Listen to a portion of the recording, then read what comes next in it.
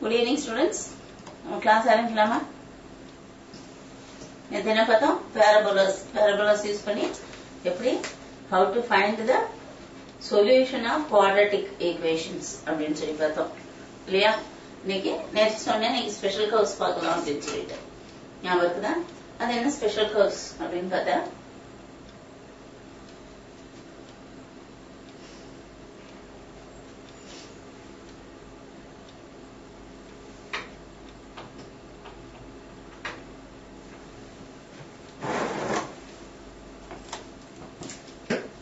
Special curves பார்த்தோம் அப்படின்னு சொன்னா நமக்கு parabola quadratic form இல்லாம we are given two more forms.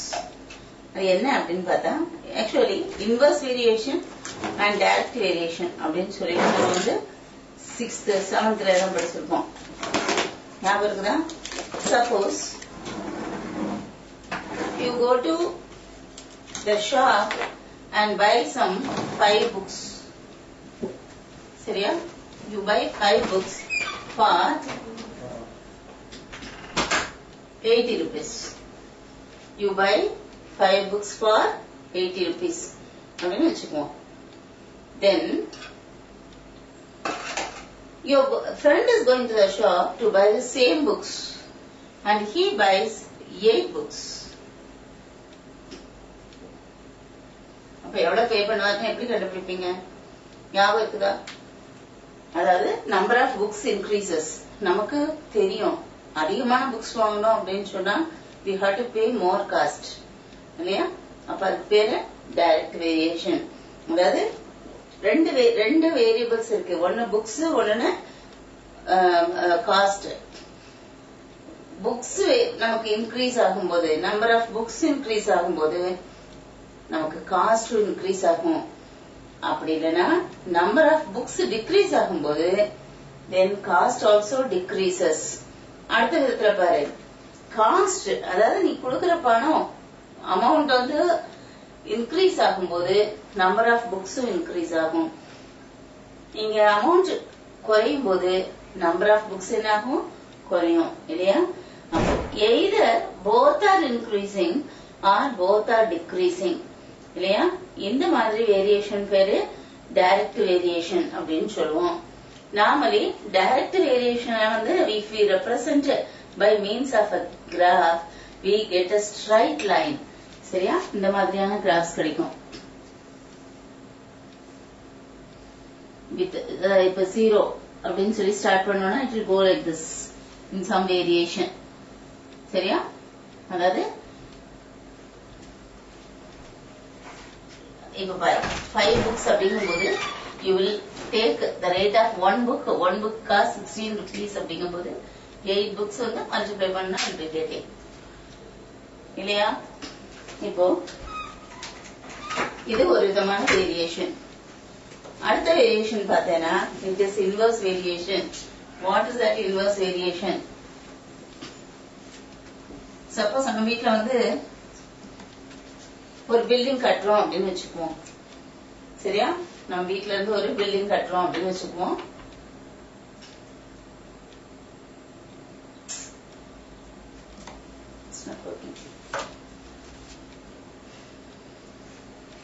Keyboard ஒரு நிமிஷம் கீபோர்ட் கொடுத்துருங்க. இல்ல அதை ஆப்ரேட் பண்ணுங்க. Go down down down arrow கொடுத்து கீழே போயிடுங்க. சோ நம்ம வீட்ல ஒரு வீடு கட்டுறோம்னு வச்சுக்கோம், ஒரு பில்டிங் கட்டுறோம். கட்டும் பொழுது suppose you use less number of staff, contractor சொல்வாரு I will be finishing this work in some 15 days அப்படின்னு சொல்வாரு. 15 daysல இதை முடிச்சு கொடுத்துறேன், ஒரு ரூம் போடணும் 15 daysல முடிச்சு தரேன் அப்படின்னு சொல்லியிருப்பாரு. சரியா? ஆனா அவர் வந்து ஒரு 10 பேர் வேலை வைக்கிறாரு, ஒரு 8 பேர் வேலை வச்சு 15 daysல முடிச்சிடுறேன் அப்படின்னு சொல்றாருன்னு வச்சுக்கோ. சரியா? ஆனா நமக்கு என்ன ஆகுது? கொஞ்சம் அவங்க வந்து ஸ்டாஃப் வந்து கம்மியா வராங்க. அதாவது அந்த வேலை பார்க்குற லேபர்ஸ் வந்து நம்பர் ஆஃப் லேபர்ஸ் ரெடியூசஸ். அந்த கான்ட்ராக்டரால 8 பேரை வேலைக்கு கூப்பிட்டு வர முடியல. அப்போ and he brings only 4 people. அப்ப என்ன ஆகும்? நம்பர் ஆஃப் பீப்புள் ஹாஃப் ஆயிட்டாங்க இல்லையா? அப்படி இருக்கும்போது நம்பர் ஆஃப் டேஸ் வந்து நிறைய ஆகும். கொஞ்சம் பேர் வேலை பார்த்தா நிறைய நாள் நம்ம வேலை பார்க்க வேண்டியிருக்கும் இல்லையா? So the number of days will be doubled. இது வந்து 30 days நீ ஒர்க் பண்ண வேண்டியிருக்கும். இப்ப suppose this is x, this is y, then xy will be constant. இதுக்கு பேர் inverse variation. xy equal to constant அப்படின்னு போட்டோம்னா it is an inverse variation. x and y are inversely proportional to each other. சரியா? அப்போ இந்த மாதிரியான curve நம்ம வரையணும் அப்படின்னு சொன்னா it will be actually நம்ம 4 columns அத 4 quadrants எடுத்தோம் அப்படின்னு சொன்னா actually the curve will be going this way. ரெண்டு சேர்ந்ததுதான் ஒரு curve எடுக்கும். இதுக்கு பேரு it is called rectangular hyperbola. Rectangular hyperbola actually it is either in the first and the third quadrants or in the second and the fourth quadrants னு இருக்கும். ஆனா நம்ம வந்து 10th standard levelல we stick on to a condition that x and y greater than 0. X and y greater than 0 அப்படிங்கும்போது we consider only the first quadrant. இல்லையா? அப்ப second quadrant third குவாட்ரண்ட்ல நம்ம consider பண்றது இல்ல. So we consider only this curve. சரியா? We have to draw only this curve. புரியுதா? Right. இந்த மாதிரியான சிச்சுவேஷன்ஸ் நம்ம இப்ப பார்க்க போறோம்.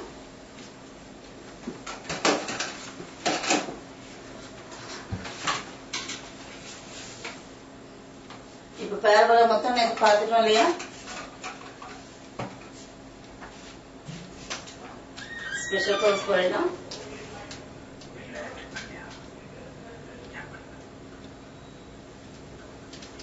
பாத்தியா? டைரக்ட் வேரியேஷன் என்ன சொல்றோம்? If y is directly proportional to x, then we write y equal to k into x for some positive k.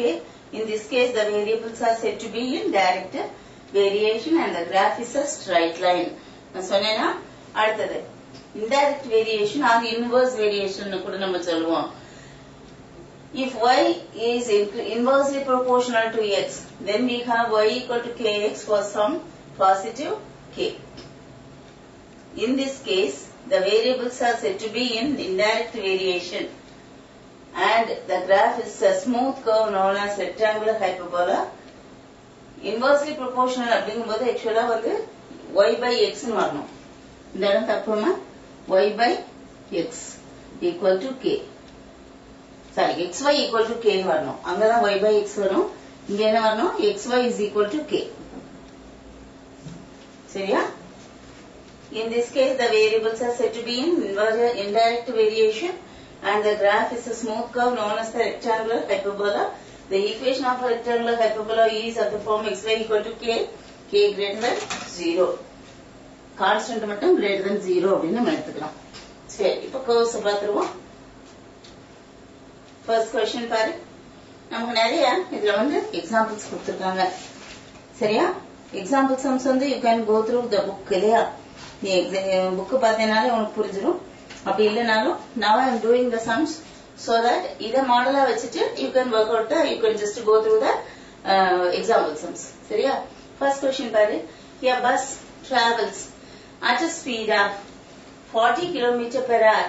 Write the distance time formula. Distance time formula என்னமா? Distance traveled equal to time into speed இல்லையா? Speed into time. And draw the graph of it. Hence, find the distance traveled in 3 hours. சரியா? அப்போ கிராஃப்ல இருந்து நம்ம time கண்டுபிடிக்க சொல்லிருக்காங்க. So first we will make the table. Table of values எழுதணும். 1 hour time per time in hours. 1 hour, 2 hour, 3 hour, 4 hours, 5 hours போட்டுக்கிறோம். அப்போ distance பாரு 1 hourல வந்து speed வந்து 40 kilometers. Therefore 40, 2 hoursல 80, 3 hoursல 120, 4 hoursல 160, 5 hoursல 200. இல்லையா? So we have distance equal என்ன formula? Distance time formula கேட்டிருக்காங்க. Distance equal to speed into time. அதுதான் நமக்கு formula. அந்த formula நம்ம எழுதணும். சரியா? எழுதிட்டு then we will go for the graph எப்படி ப்ரிப்பேர் பண்ணுவோம் நான் சொல்லியிருக்கேன் ஏற்கனவே. இப்போ ஸ்பீடு டிஸ்டன்ஸ் டைம் எல்லாமே பாசிட்டிவ் நம்பர்ஸ். அப்போ it is enough if you take only the positive quadrant. Positive quadrant எது? எக்ஸும் பாசிட்டிவ் ஒய்யும் பாசிட்டிவ் அப்படிங்கும்போது it is the first quadrant. First quadrant மட்டும் நம்ம எடுத்துட்டோம்னா போதும். So we will consider only the first quadrant. Graph sheet எடுத்துட்டு it is enough if you make only the first quadrant. பாத்தியா? நம்ம செகண்ட் குவாட்ரண்ட், தேர்ட், ஃபோர்த் எல்லாம் நம்ம எடுக்கிறதே இல்ல. only the first quadrant we consider. அந்த graph sheet வந்து we will mark it. We will mark the axis. Time in hours. Name பண்ணோம், label பண்ணோம். It is called labeling the axis. இந்த மாதிரி சம்ஸ்ல கண்டிப்பா axis வந்து நீ லேபிள் பண்ணி ஆகணும். Then y axisல என்ன? Distance in kilometers. இல்லையா? Time, distance, graph தான் நம்ம போட போறோம். Now, see. இப்போ axis வந்து நம்ம மார்க் பண்ணலாம்.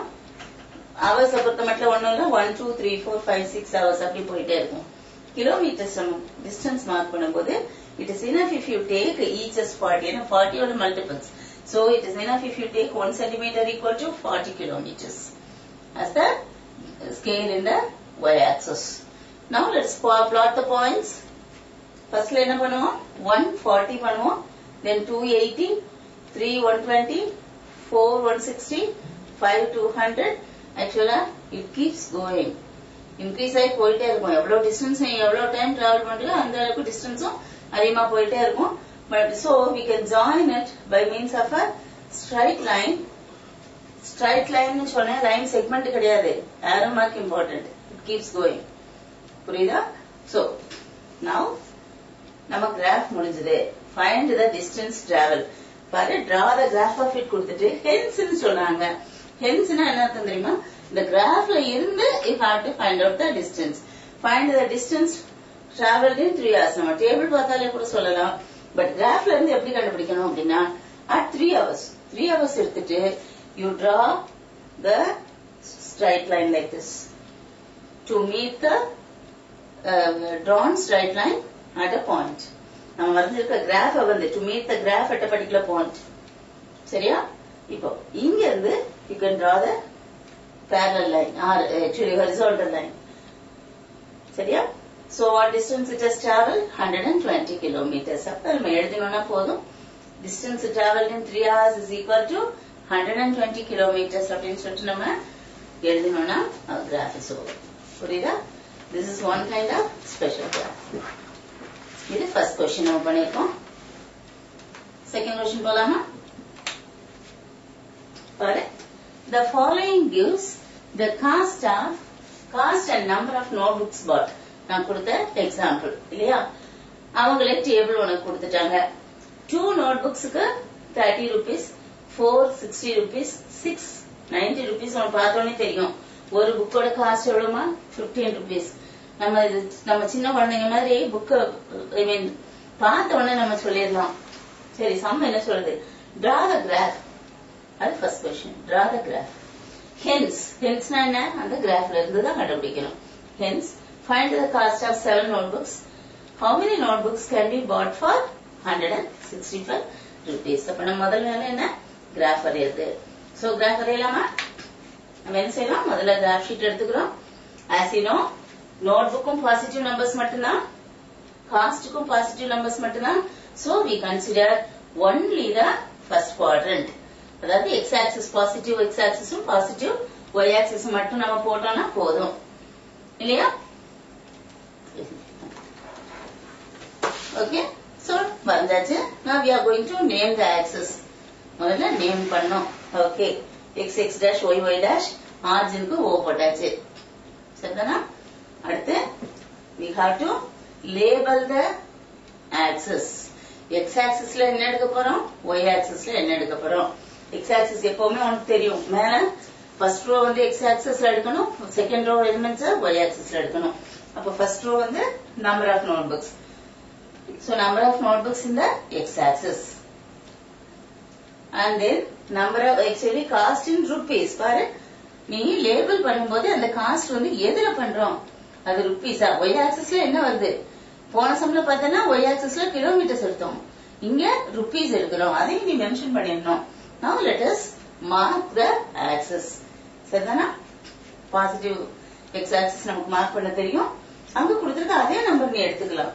1 centimeter in x axis 1 centimeter equal to 2 notebooks. In y axis 1 centimeter is equal to 30 rupees. ஏன்னா நம்ம multiples of 30 தான் நமக்கு வருது இல்லையா? Now let us plot the points. Very simple இல்லையா? நமக்கு இருக்காத எக்ஸ்பீரியன்ஸ்க்கு நம்ம ஈஸியா இந்த கிராஃப் வரைஞ்சிடலாம். 9th இதே கிராஃப் இந்த மாதிரி வரைஞ்சிருக்கோம், ஸ்ட்ரைட் லைன் கிராஃப் போட்டாச்சு. இப்போ ஆன்சர் பண்ணோம். Find the cost of 7 notebooks. 7 notebooks அப்படிங்கும்போது நோட்புக் எங்க இருக்கு? இங்க இருக்கு. X axisல நோட்புக்ஸ் 6 நோட்புக்ஸுக்கும் 8 நோட்புக்ஸுக்கும் நடுவுல சென்டர்ல ஒரு நம்பர் எடுத்தேன்னா பாயிண்ட் எடுத்தேன்னா அது 7 notebooks.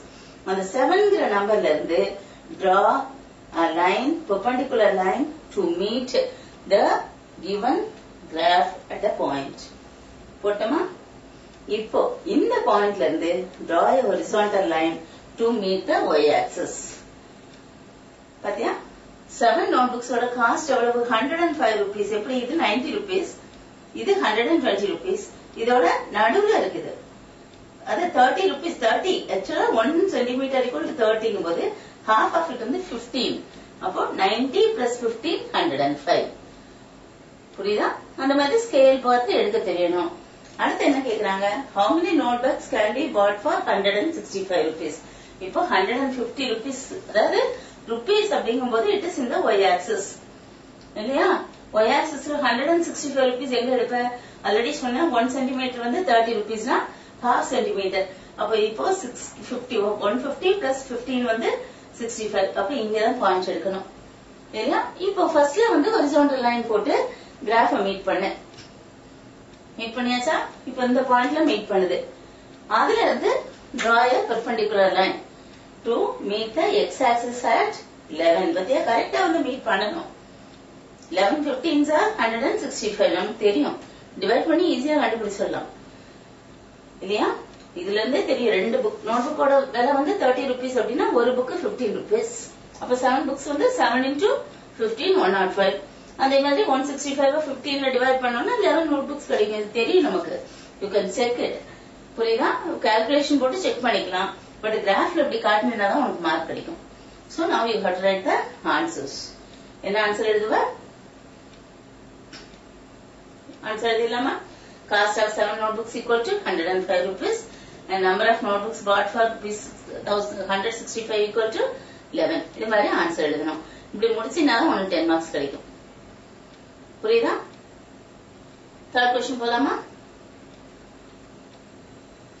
Draw the graph of the above table and hence find the value of y if x is equal to 4, the value of y x if y is equal to 12.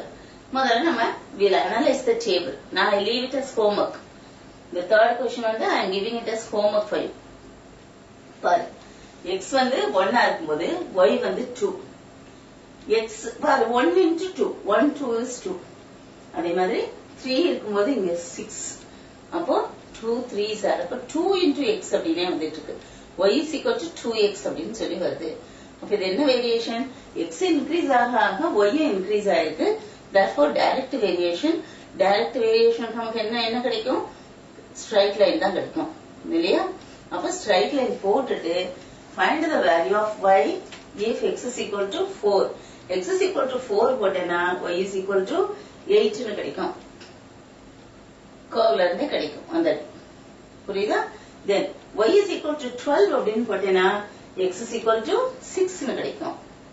அத நீ கிராஃப்ல இருந்து எடுத்து எழுதணும். புரியுதா? அடுத்த question பார்க்கலாமா? so this is a homework for you. third question அதே மாதிரி. இப்போ fourth question பாரு. the cost of a milk per liter is 15 rupees. draw the graph for இது இந்த புக் வந்து ரொம்ப வருஷம் முன்னாடி எழுதிருப்பாங்க இல்ல? இன்னைக்கு வந்து நமக்கு மில்கோட ரேட் டபுள் ஆயிடுச்சு இல்லையா? half liter milk 17 rupees. இன்னும் கொஞ்சம் நாளா கொஞ்சம் திக்கான மில்க் வேணும் அப்படின்னா 20-21 வரைக்கும் போயிடுச்சு இல்லையா? சரி, பழைய புக் அதனால விட்டுருவோம். The cost of milk per liter is 15 rupees. Draw the graph for the relation between the quantity and the cost. Quantity எவ்வளவு? 1 liter 15 rupees, 2 liters 30 rupees. அது மாதிரி இப்ப நம்ம டேபிள் போடணும். Then find the proportionality constant. Proportionality constant is 15 இல்லையா? அப்படிதானமா? அதாவது x வந்து 1 இருந்ததுன்னா y is equal to 15x. 1 லிட்டர்னா 15 rupees, 2 liters-னா 30 rupees. Therefore proportionality constant வந்து என்ன? 15. K என்னன்னு கண்டுபிடிக்க சொல்லிருக்காங்க இல்லையா? Then அடுத்து cost of 3 liters of milk 45 rupees நமக்கு தெரியும். கிராஃப்ல இருந்து கண்டுபிடிக்கணும். கிராஃப் வரைஞ்சிட்டு அப்புறமா கண்டுபிடிக்கணும். புரியுதா? So that's it. Now we go to the next question. Draw the graph of xy equal to 20. ஏற்கனவே சொன்னேன் xy equal to constant அப்படின்னு இருந்ததுன்னா the variables are inversely proportional to each other. Product of the two variables equal to constant. இல்லையா? இது எதை represent பண்ணதுன்னு பார்த்தோம்? rectangular hyperbola. இங்க ஒரு கண்டிஷன் கொடுத்துட்டாங்க x greater than y, x and y greater than 0 ன்னு கொடுத்துட்டாங்க. ஆனா உனக்கு நான் ரெண்டுமே எடுத்து செய்து காட்டேன். ஆக்சுவலா நம்ம ரெண்டு செய்ய வேண்டியது இல்லை எக்ஸாம்ல. எக்ஸாம்ல வந்து நம்ம ஒன்னு செய்தா போதும். But I will show how it comes. ஏன் நமக்கு வருது அது அப்படிங்கறத நான் காட்டுறேன் உங்களுக்கு. சரியா? Then use the graph to find y when x is equal to 5 and to find x when y is equal to 10. சரி. பார்க்கலாமா? நான் ஆன்சர் எழுதிட்டேன். அதை வச்சு செக் பண்ணியே நம்ம எழுதிடலாம். when x is equal to 5 என்ன வரும்? y is equal to 4 அப்படின்னா 5 4s are 20. சரியா? when y is equal to 10, x is equal to 2 அப்படின்னா xy equal to 20. சரி, கிராஃப் எப்படி வரும்? முதல்ல டேபிள் போடணும். xy equal to 20 னா என்ன அர்த்தம்? y is equal to 20 by x. அப்ப டேபிள் ஆஃப் வேல்யூஸ் போடு. x is equal to 1 அப்படின்னா y is equal to 20. x க்கு 2 கொடுத்தோம்னா 10. இல்லையா? 20 by 1 20, 20 by 2 10, 20 by 4. பாரு, நான் 3 எடுக்கல. 3 எடுத்தா உனக்கு வந்து ஒரு fraction வரும். நீ கஷ்டப்பட வேண்டாம்னு சொல்லிட்டு டைரக்டா I went for 4. அப்ப இந்த நம்பர்ஸ் எப்படி சூஸ் பண்ணுவேனா? you choose the numbers which are multiples of 20. 20 ஓட மல்டிபிள்ஸ் எடுத்துக்கோ. 1 2 4 5 10 20 இது எடுத்துக்கோ. புரியுதா? இதே x வந்து -1 இருக்குன்னு வெச்சுக்கோ. y will be -20. x -2 போட்டோம்னா இங்க -10. ஏன்னா மைனஸ் இன்டு மைனஸ் நமக்கு பிளஸ் ஆகும் இல்லையா? அப்போ அந்த மாதிரி ஒருவேளை நம்ம y எல்லா வேல்யூஸ் எடுத்தோம் x and y க்கு எல்லா வேல்யூஸ் எடுத்தோம்னா we will get another table like this. அதனால நான் தனியா போட்டுருக்கேன். ஆக்சுவலா இந்த டேபிள் வந்து நம்ம யூஸ் பண்ண போறது இல்ல. எக்ஸாம்ல இந்த டேபிள் யூஸ் பண்ண போறது இல்ல. அத பாத்துக்கோ. இந்த டேபிள் வந்து நமக்கு எக்ஸாமுக்கு தேவையில்லை. புரியுதா? உனக்கு புரியணும். வாட் இஸ் ரெக்டாங்குலர் ஹைப்பர்போலா அப்படின்னு தெரியணும். நாளைக்கு 11th போய் 12th போய் நீ கிராஃப் போடும்போது அன்னைக்கு ஒரு தடவை என்ன நினைச்சு பாத்துக்குவ. ஒருவேளை மேத்ஸ் குரூப் எடுத்து போனேன்னா அன்னைக்கு நினைச்சு பாத்துக்குவ. ஏன்னா இதெல்லாம் அங்க படிப்பீங்க நீங்க. சரியா? ரைட். பாரு, அப்போ நம்ம கிராஃப் ஷீட்டை போட்டுக்கிறோம். நான் வந்து 2 வேல்யூஸ் எடுத்திருக்கிறதுனால என்ன செய்யறேன்? அதாவது 4 குவாட்ரண்ட் எடுத்திருக்கேன். ஏன்னா நான் பாசிட்டிவ் வேல்யூஸ் எடுத்திருக்கேன், நெகட்டிவ் வேல்யூஸ் எடுத்திருக்கேன். அதனால நான் இப்படி எடுத்திருக்கேன். Now we will plot the points.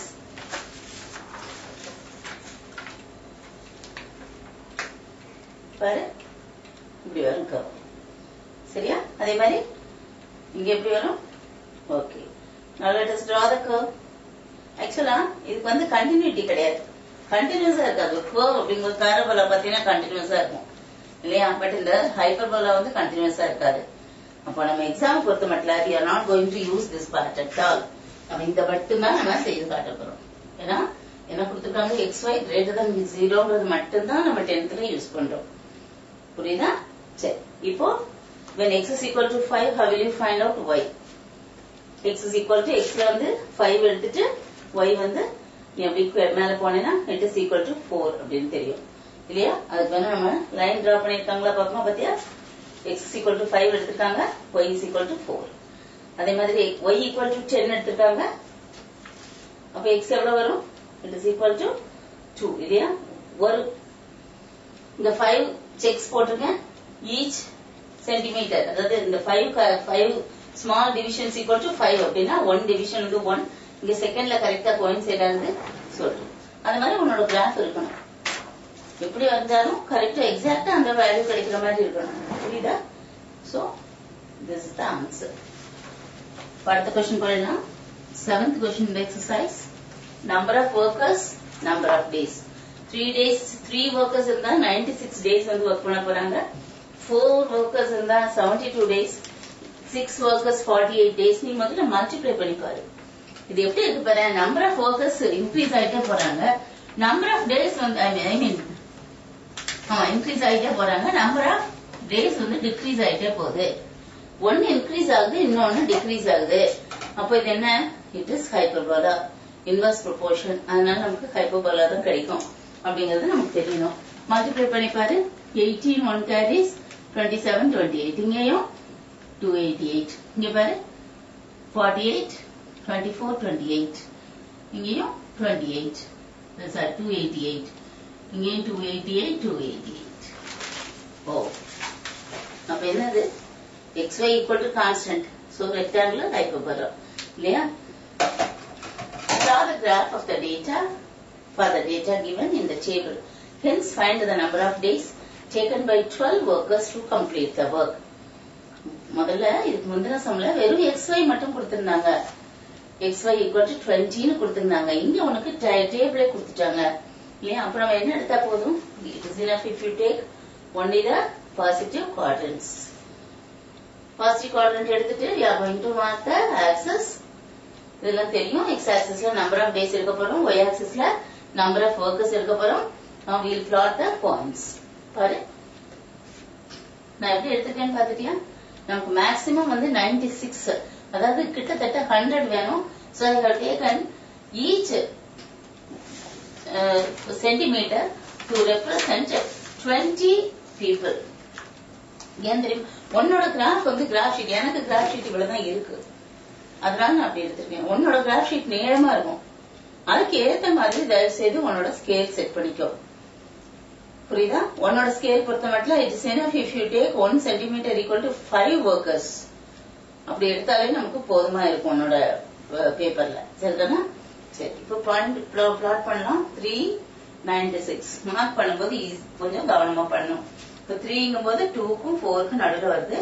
96 எங்க வரும் பாரு. ஈச் 20 அப்படிங்கும் பொழுது இங்க 20 எடுத்துக்கிறோம் அப்படின்னா 20 divided by 5 equal to 4. Sorry இல்லையா? அதாவது each small square small division is representing 4 அர்த்தம். இப்போ 4 8 12 16 20 அதான் அர்த்தம் இல்லையா? அப்ப நமக்கு என்ன வேணும்? 2க்கு நேரம் என்ன? 3க்கு நேரம் என்ன பிளாட் பண்ணணும் நம்ம? 96. அப்போ 100 minus 4. அப்போ இந்த லைன்ல பிளாட் பண்ண. புரியுதா? இப்படி கரெக்டா வந்து மெஷர் பண்ணி நீ பிளாட் பண்ணும். அடுத்தது 472. அது ஈஸியா பண்ணலாம் இல்லையா? 4ல இப்போ 2 8 குறையுது. 8 விட 8 கம்மியா இருக்கு.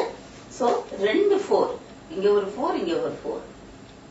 அப்போ 2 ஸ்கொயர் தள்ளி கீழே பிளாட் பண்ணும். Then 648 836. அதே மாதிரி நீ போட்டாச்சு. எல்லா பாயிண்ட் மார்க் பண்ணிட்டு draw the graph. சரியா? This is the rectangular hyperbola. சரி, என்ன கேட்டிருக்காங்க? Hence find the number of days taken by 12 workers. 12 workers எங்க இருக்காங்க? இது இருக்காங்க.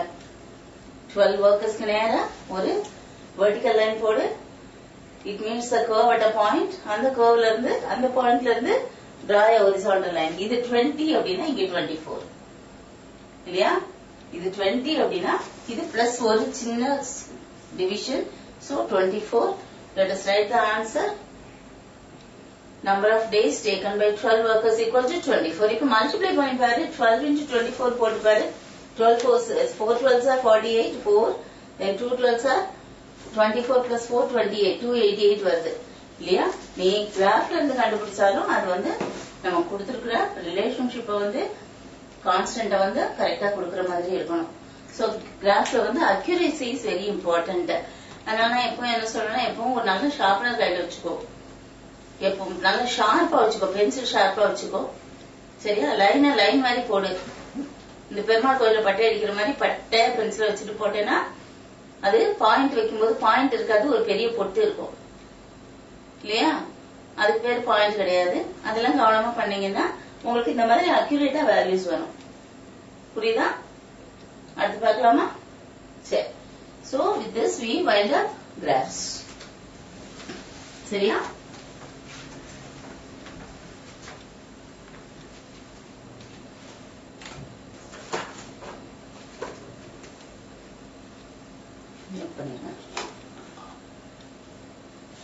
அடுத்த क्वेश्चन போடலாம். அடுத்த பார்ட்டுக்கு நம்ம போடலாம். சோ நம்ம இப்போ 3 டைப்ஸ் ஆஃப் கிராஃப் மட்டும் தான் பார்த்தோம் இல்லையா? பாரபோலா பார்த்திருக்கோம். பாரபோலால ஒரு 3 விதமா பார்த்தோம். ஃபர்ஸ்ட்ல how to draw the parabola பார்த்தோம். how to draw that particular parabola வரைஞ்சிட்டு அந்த ஈக்குவேஷன் அதையே சால்வ் பண்றது. how to draw an equation, how to solve an equation, quadratic equation by using a parabola. அது ஒன்னு பார்த்தோம் graphically இல்லையா? அடுத்து ஒரு ஸ்ட்ரைட் லைன் கிராஃப் வரைஞ்சிட்டு பாரபோலா வரைஞ்சிட்டு அதுக்கு ஒரு ஸ்ட்ரைட் லைன் போட்டு அதோட இன்டர்செக்ஷன் பாயிண்ட்ஸ். அப்போ 3 கிராஃப் இருக்கு, அதுலயே 3 டைப் இருக்கு. அந்த 3 தரவு பண்ணிட்ட அப்படின்னாலே கண்டிப்பா உனக்கு ஃபுல் மார்க் வந்துடும். புரியுதா? ஒரு கிராஃப் கொஸ்டினும் ஒரு ஜியோமெட்ரி கொஸ்டினும் கம்பல்சரி இல்லையா? திஸ் ஆர் தட் கேட்கும்போது half of the, அதாவது ஒரு half படிச்சினாலே this or that பார்க்கும்போது ஒரு half படிச்சினாலே you can get full mark. அந்த மாதிரி செலக்டிவா படிக்க ஆரம்பிங்க. எக்ஸாம் டைம்ல I'll be giving that kind of அந்த பேலன்சிங் உனக்கு கொடுத்துருவேன். எதெல்லாம் படிச்சா உனக்கு you can score full mark அப்படின்னு சொல்லுவேன். அந்த சமயம் அதை கீப் அப் பண்ணி படிச்சுக்கோ. புரியுதா? இப்ப படிக்கும்போது எல்லாமே ஒரு தடவை படிச்சு எக்ஸாம் எழுதிப்பாரு. ஓகேயா? சரி, இப்ப அடுத்த பார்த்து போயிடலாம். Next I am not going to do with geometry now. Geometry இப்ப நான் பண்ணல. I am not sure whether you have brought the notebooks or not. So we will go to statistics. சரியா? இப்ப ஸ்டாட்டிஸ்டிக்ஸ்க்கு ஒரு சின்ன இன்ட்ரோ கொடுக்குறேன். Already you have done it in 9th standard இல்லையா? அதை மட்டும் பார்த்துட்டு we'll wind up the session.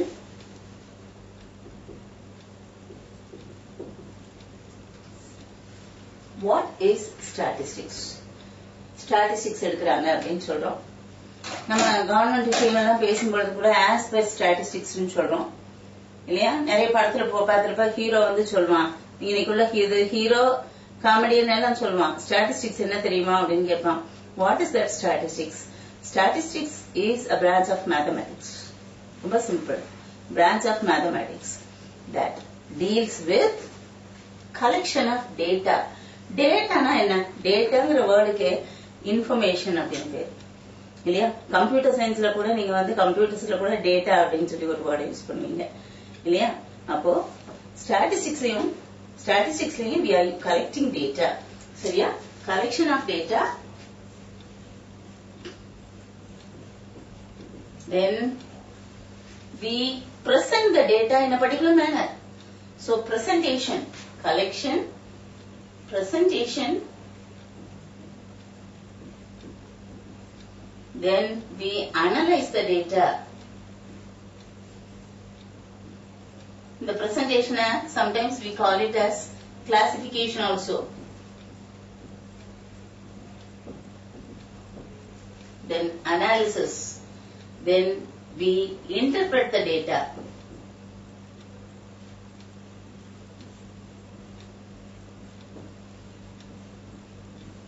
By means of a graph or something. This is called statistics. சரியா? ஸ்டாட்டிஸ்டிக்ஸ் இது எல்லாம் பண்றோம் நம்ம. What is collection of data அப்படின்னு பார்ப்போம். இப்போ உங்களுக்கு தெரிஞ்ச ஒரு எக்ஸாம்பிள் எடுத்துக்குவோம். உங்க கிளாஸ்ல your teacher is collecting the mark of all the students for all the subjects இல்லையா? குவார்டர்லி முடிஞ்ச உடனே, மிட் டேர்ம் டெஸ்ட் முடிஞ்ச உடனே ஒரு ரிப்போர்ட் கார்டு கொடுப்பாங்க. ரிப்போர்ட் கார்டு கொடுக்கறதுக்கு முன்ன பாத்தீங்கன்னா அவங்களுக்கு ஒரு மார்க் ரெஜிஸ்டர் வச்சிருப்பாங்க. அதுல எல்லா மார்க்கும் எழுதி வச்சிருப்பாங்க, எல்லா ஸ்டூடெண்ட்ஸோட மார்க்கும் எழுதி வச்சிருப்பாங்க இல்லையா? உன்னோட அதே மாதிரி அது ஒரு data, collection of data collect பண்ணி அனுப்பியிருக்காங்க. அந்த டேட்டாவை அவங்க எப்படி கலெக்ட் பண்ணும்போதே அதை அரேஞ்ச் பண்ணிருப்பாங்க இல்லையா?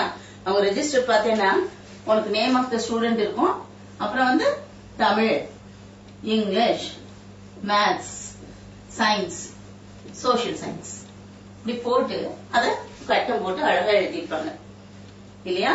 இது இந்த மாதிரி அதை அரேஞ்ச் பண்ணி எழுதுறோம் இல்லையா? அதுக்கு பேர் தான் அந்த அரேஞ்ச்மெண்ட் ஆஃப் ரா டேட்டா. ரா டேட்டானா என்ன? உன்னோட மார்க் அப்படி சும்மா எனக்கு இந்த மார்க், எனக்கு இந்த மார்க், உன்னோட மார்க், கலெக்ஷன் ஆஃப் மார்க் இல்லையா? அதுதான் ரா டேட்டா. அது எந்த ப்ராசஸும் இல்லாம இருக்கு, அதுக்கு பேரு ரா டேட்டா. அடுத்து அதை நீ அவங்க மிஸ் வந்து கிளாசிஃபை பண்ணி வச்சிருக்காங்க, அதை பிரசன்ட் பண்றாங்க, ஒரு டேப்லெட் காலம் போட்டு பிரசன்ட் பண்றாங்க. That is presentation. சரியா? அத கூட என்ன செய்வாங்க, இன்னும் கொஞ்சம் ஃபர்தரா ஸ்ப்ளிட் பண்ணுவாங்க. உங்க ரிப்போர்ட் கார்டுல எழுதி கொடுப்பாங்க. ரிப்போர்ட் கார்டுல தனித்தனியா பிரிச்சு கொடுப்பாங்க, ஒவ்வொரு நேமுக்கும் தனித்தனியா பிரிச்சு கொடுப்பாங்க. அது ஒரு விதமான பிரசன்டேஷன். சரியா? அடுத்து where comes this analysis? Analysis பார்த்தீங்கன்னா உங்க மேமோட ரெஜிஸ்டர்லயே கீழே இருக்கும். டோட்டல் நம்பர் ஆஃப் ஸ்டூடெண்ட்ஸ், அப்புறம் டோட்டல் மார்க்ஸ் இந்த சப்ஜெக்ட்ஸ் அப்படின்னு.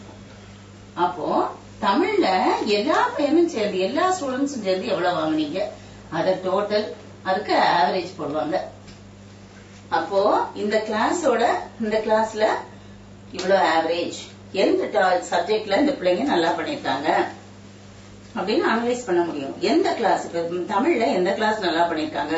Suppose there are 5 sections of 10th standard அப்படின்னா 10A B C D E. 10A ல எந்த சப்ஜெக்ட் நல்லா படிக்கிறாங்க, 10B ல எந்த சப்ஜெக்ட்ல ஸ்கோர் அதிகம் இருக்கு, அப்படி கம்பேர் பண்ணலாம். அது அனாலிசிஸ். சரியா? அதெல்லாமே அந்த மாதிரியா அனலைஸ், ஐ மீன் அவங்க அத ரீட் பண்றாங்க இல்லையா, அது அனாலிசிஸ்.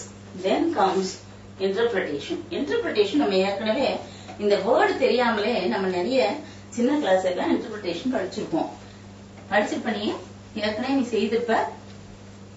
அதாவது ஃபர்ஸ்ட் வந்து பை சார்ட்னு ஒண்ணு போட்டிருப்பீங்க இல்லையா, ஞாபகம் இருக்கா?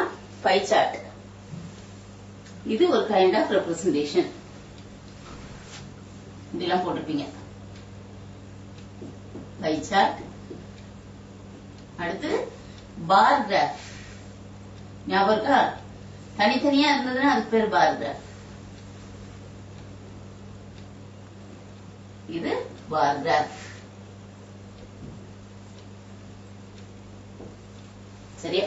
அடுத்து பாத்தீங்கன்னா ஹிஸ்டோகிராம்னு ஒண்ணு போட்டிருப்பீங்க. ஹிஸ்டோகிராம் எப்படி இருக்கும்னா கண்டினியூஸா இருக்கும், இதே பாஸ் வந்து கண்டினியூஸா இருக்கும். It is called histogram. Histogram வாசிக்க கூடாது, அத ஹிஸ்டோகிராம். புரியுதா? இப்படி வரும். சரியா? இது ஹிஸ்டோகிராம். சரியா? இந்த ஹிஸ்டோகிராம்ல இருந்து ஃப்ரீக்வன்சி பாலிகன் வரைவாங்க, ஃப்ரீக்வன்சி கர்வ் வரைவாங்க. போன தடவை நீ வரைஞ்சிருக்கணும் 9th வந்து if your school is teaching as per the syllabi அப்படின்னு பார்த்தா இதெல்லாம் நீங்க பண்ணிருக்கணும். ஆகிவ் அப்படின்னு ஒண்ணு வரைஞ்சிருப்பீங்க. சரியா? ஃப்ரீக்வன்சியில கூட you would have taken the cumulative frequency. அந்த cumulative frequency curve, cumulative frequency polygon எல்லாம் போட்டிருப்பீங்க. இதெல்லாம் வந்து representation or interpretation. We collect the data. அந்த டேட்டாவை நம்ம கிளாசிஃபை பண்ணி வச்சுக்கிறோம், அப்புறம் அனலைஸ் பண்றோம். இந்த கிளாசிஃபைடு டேட்டாவை we represent in form of pictures. இதுக்கு பேரு பை சார்ட். ஐ மீன் இதுக்கு பேரு இன்டர்பிரேஷன். சரியா? இது எல்லாம் சேர்ந்ததுதான் ஸ்டாட்டிஸ்டிக்ஸ். சரியா? வெறும் கலெக்ஷன் ஆஃப் டேட்டா மட்டும் ஸ்டாட்டிஸ்டிக்ஸ் கிடையாது. இந்த 4 ப்ராசஸும் சேர்ந்தது பேரு ஸ்டாட்டிஸ்டிக்ஸ். சரி, இப்ப நம்ம 10th இது எல்லாத்தையும் நம்ம படிக்க போறோமா அப்படின்னு பார்த்தா இல்ல. What are the different means of analysis? Analyse பண்றதுக்கு what are the different means அப்படிங்கறத மட்டும்தான் நம்ம படிக்க போறோம். சரியா? ஆல்ரெடி நீங்க படிச்சிருப்பீங்க. அதாவது மீன், அரித்மெட்டிக் மீன் அப்படின்னு ஒண்ணு படிச்சிருப்பீங்க லோவர் கிளாஸ்ல.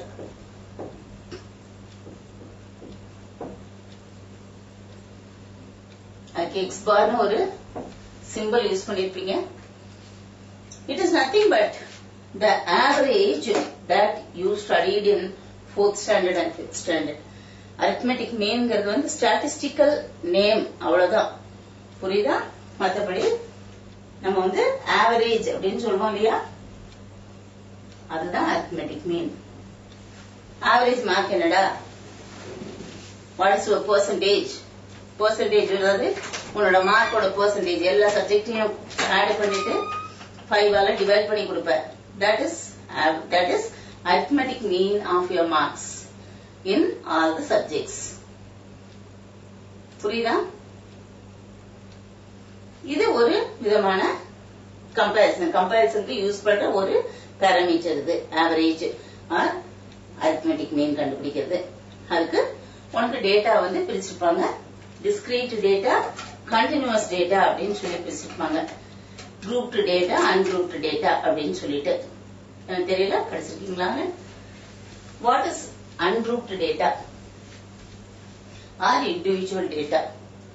Suppose there are 50 students in a class and a max mark is taken and it is written in the form 67, 44, 82, 95, 43 இப்படியே 50 மார்க்ஸையும் எழுதி வச்சோம்னா அதுக்கு பேர், அந்த மாதிரி லிஸ்ட் பண்ணி வச்சோம் எல்லா மார்க்கையும் அப்படின்னா, that is called actually ungrouped data. சரியா? ungrouped data. இந்த ungrouped dataக்கு நம்ம மீன் எப்படி கண்டுபிடிப்போம்? x bar is equal to sum of the values by number of values அப்படின்னு போடுவோம். இது x bar. இது எதுக்கு? ungrouped dataக்கு. புரியுதா? அடுத்தது grouped dataனா இதே எப்படி கண்டுபிடிப்போம்? how is grouped data? இந்த டேட்டாவை இதே மேக்ஸ் மார்க்க உனக்கு குரூப் பண்ணாங்கன்னு வச்சுக்கோ. எப்படி வரும்? அதாவது இப்போ எல்லாருமே பாஸ் பண்ணிட்டீங்கப்பா. சோ 40 மார்க்ஸ்ல இருந்து 35 மார்க்ஸ்ல இருந்து ஓகே 40ல இருந்து நம்ம ஸ்டார்ட் பண்ணிக்குவோம். கிளாஸ்ல வந்து ஸ்கூலை பொறுத்த மட்டும் இங்க சென்னையில எல்லாம் பாத்தீங்கன்னா 40 மார்க்ஸ் இருந்தாதான் பாஸ். எக்ஸாம்ல கவர்மெண்ட் எக்ஸாம்ல நீ 35 எடுத்தா பாஸ் தான். ஆனா இங்க எல்லாம் ஸ்கூல்ஸ்ல 40% எடுத்தாதான் பாஸ். பிரைவேட் ஸ்கூல்ஸ்ல ரொம்ப ஸ்ட்ரிக்ட். அதனால 40, 41 இப்படியே வந்து 100 மார்க்ஸ் வரைக்கும். 40 எடுத்தவன் ஒரு 4 பேரு, 41 எடுத்தவன் 2 பேரு, இப்படியே போட்டு 100 எடுத்தவன் ஒரு 5 பேரு. இது எல்லாம் சேர்ந்து it will be 50 இல்லையா? இதுக்கு பேரு இது ஒரு விதமான குரூப்பிங். இந்த குரூப் டேட்டால நம்ம என்ன செய்வோம் அப்படின்னு பார்த்தா, பாரு இந்த வேல்யூஸ் எல்லாம் 40, 41, 42ன்னு கண்டினியூஸா இல்ல. 40க்கும் 41க்கும் நடுவுல ஒரு கேப் இருக்கு இல்லையா? ரியல் நம்பர்ஸ்ல 40க்கும் 41க்கும் நடுவுல நிறைய நம்பர்ஸ் உண்டு. அந்த நம்பர்ஸ் எல்லாம் இல்ல இல்லையா? இது டிஸ்கண்டினியூஸா இருக்கு. So this kind of data is called discrete data. இதுக்கு வந்து நீ frequency table போட்டுப்பீங்க. frequency distribution அப்படின்னு ஒண்ணு போட்டுப்பீங்க இல்லையா? அப்ப என்ன செய்வீங்க? ஆவரேஜ் கண்டுபிடிக்கணும்னா you will be taking this as frequency and this as x. அப்போ fx போடுவீங்க. fx கண்டுபிடிச்சு then you will find sigma fx and this is sigma f. So arithmetic mean x bar equal to sigma fx by sigma f அப்படின்னு போடுவீங்க. discrete dataக்கு. discrete dataனா என்னங்கறத உனக்கு explain பண்ணிட்டேன். அடுத்து இதே frequency tableல we use continuous variables also. அது என்ன continuous variables? இதே டேட்டாவையே நான் எடுக்கிறேன். நான் ஒண்ணு வேற டேட்டா எடுக்க போறதில்ல, சேம் டேட்டா. ஆனா எனக்கு இட்ஸ் வெரி டிஃபிகல்ட். நான் ஒரு 60 மார்க் வச்சுட்டு ஒர்க் அவுட் பண்றது ரொம்ப கஷ்டமா இருக்கு. அப்ப நான் என்ன செய்யலாம் பாரு, 40 to 50, அதாவது 40 to 50 அப்படின்னு சொல்லும் பொழுது I can even write it as 40 to 49, 50 to 59, 60 to 69. இதுக்கு பேர் கிளாஸ் இன்டர்வல். இந்த கிளாஸ் இன்டர்வல் கூட கண்டினியூஸா இல்ல. 40 to 49 தான் எடுத்திருக்கேன், 50 எடுக்கல. அப்ப 49க்கும் அடுத்து எடுக்கிற 50க்கும் ஒரு கேப் இருக்கு. இந்த கேப்பை எப்படி ஃபில் பண்ணுவோம்? இந்த 49 வந்து எப்படி எடுத்துக்குவோம்னா 49.5 எடுப்போம். இங்க 39.5 எடுத்துக்குவோம். இங்க 0.5 லோவர் லிமிட். இது லோவர் லிமிட்ல 0.5 சப்ட்ராக்ட் பண்ணுவோம், அப்பர் லிமிட்ல 0.5 ஆட் பண்ணுவோம். கிளாஸ் இன்டர்வல் 10 ஆயிடும் இல்லையா? அதே மாதிரி இதுல frequency போடும்போது என்ன செய்வோம்? 40, அதாவது இதே வந்து கண்டினியூஸா மாத்துறது அப்படின்னு சொன்னா இப்படி மாத்துவோம். 40 to 50, 50 to 60 மாத்தும் போதே 49 வரைக்கும் உள்ளதான் இங்க எழுதுவோம். 50ல இருந்து இங்க எடுத்துக்குவோம். லோவர் லிமிட்ல தான் நம்ம அந்த நம்பரை வந்து நம்ம ரெப்ரசென்ட் பண்ணுவோம். இதெல்லாம் கூட படிச்சிருக்கீங்க. Then we take the mid value as x. Mid value as x. Then we take fx. Again we have the same formula. இல்லையா? Sigma fx by sigma f. இல்லையா? இது மாதிரி தான் நம்ம மீன் கண்டுபிடிப்போம். With this knowledge, tomorrow இந்த அதாவது மீன் கண்டுபிடிக்கிறோம் இல்லையா? அத வந்து நம்ம measures of central tendency ன்னு சொல்லுவோம். measures of central tendency 9th முடிச்சிட்டோம். இப்போ இன்னொரு way of analysis இருக்கு. It's called measures of dispersion. அது என்னங்கறத நாளைக்கு பார்க்கலாம். We'll wind up the session now. Thank you students.